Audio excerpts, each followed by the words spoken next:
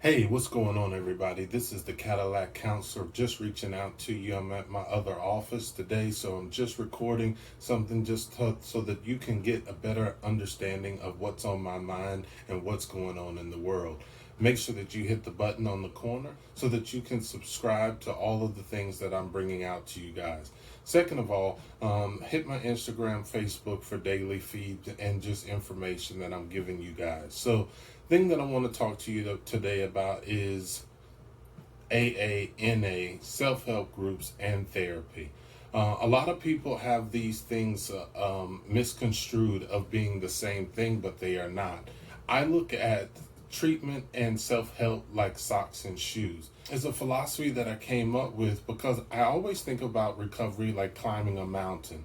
And whenever you think about climbing a mountain, you need to have couple things in place. You need to have good boots and need to have good socks, regardless. And if you try to walk up a mountain in just socks, which is your self-help, you're gonna hurt your feet. If you wear a set of boots without socks, you're going to hurt your feet by the time you get up to the top. So I would always tell anybody, make sure that you have both of those things in place so that you can have a better climb to the top. The second thing that I definitely want to talk to you guys about is about what self-help is really about. Self-help is about community associations and social connection that will give people the motivation to stay better and to stay clean and to change their life. Therapy is based on medical. Everything is a medical decision. That's the reason why, in order to make diagnoses, you have to have the education behind you so that you can make the correct diagnosis. This is not about what we think. This is not about how we feel. This is just directly, this is what the data says. This is what the information, the assessment, because in order to come up with a diagnosis, you have to have a screening, you have to have an assessment, and you have to have a treatment plan. These things are not things that you will find in self-help.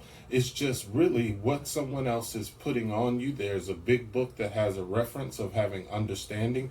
Every from Celebrate Recovery to Smart Recovery, everyone has a manual. And if you stick to the manual, you'll definitely find a different way to recover. Not everybody going to recover the same. Just because you went through something or someone took you through a different path, that doesn't mean that the next person that you sponsor is going to go through that same path. Make sure that you're able to adapt. Make sure that you're able to keep judgment out, because whenever we start to judge people, whether in recovery or in treatment, we start to notice that people walk away. And when people walk away, they don't want to come back. We have to take shame out of both ends, whether it's treatment or whether it's in the recovery world.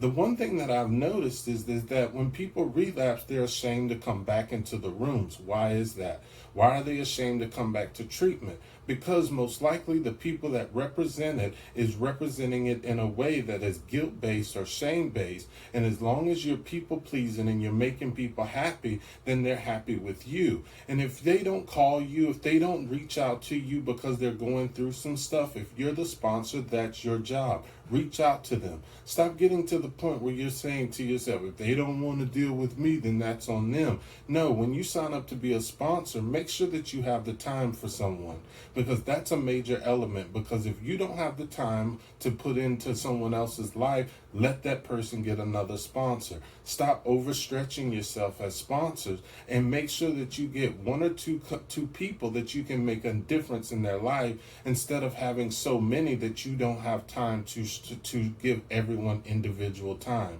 A lot of people struggle with step work. Should I be on step 1? Should I be on step 2? I've been on step 1 too long, or I've been stuck at step 4. Listen, the main thing about this is that it's a self-help. It's governing you. If you want to step ahead and move ahead and do that, that's on you. You have to use that program for whatever you can use it for. You can't use it for the way that I see it or the way that your sponsor sees it, because the main thing for you to do is focus on you. If you need therapy and you need a treatment plan, don't get those two things confused. Most people that are in the field, that are sponsors, that are in the rooms, are not medical and have not been to school long enough so that they can make those types of determinations. Let's talk about medication. Whether or not someone's clean or not, if they're on medication. If someone's on a mental health med, are they still clean? You probably would consider them to be clean or sober. But let me tell you, just because someone's on some type of Suboxone or some type of medical assisted treatment doesn't mean that the person is not sober. But the goal of this is for people to get back into their lives and get to find recovery and to find a better place, get back into their children's life, recover their marriages, recover their job, recover all relationships. That's the goal. And if we push people away and frown on people getting medication, we might cause someone to then relapse because they might have more going on than what you know about. And for us, we have to make those decisions about a client based on the procedures and the assessment that we've given them. Stop telling people to not take medication just because. If you want to go talk to the doctor with your sponsee, then that's a good thing. But don't just tell them to stop taking medication that's medically necessary. And I get it.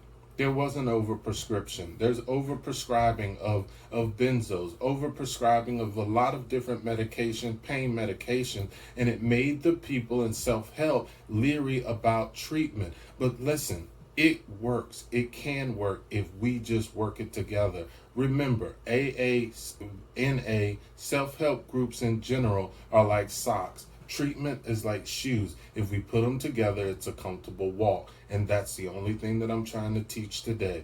Thank you very much for giving me your time and listening. But I do want to make sure that you understand recovery and how to recover the right way.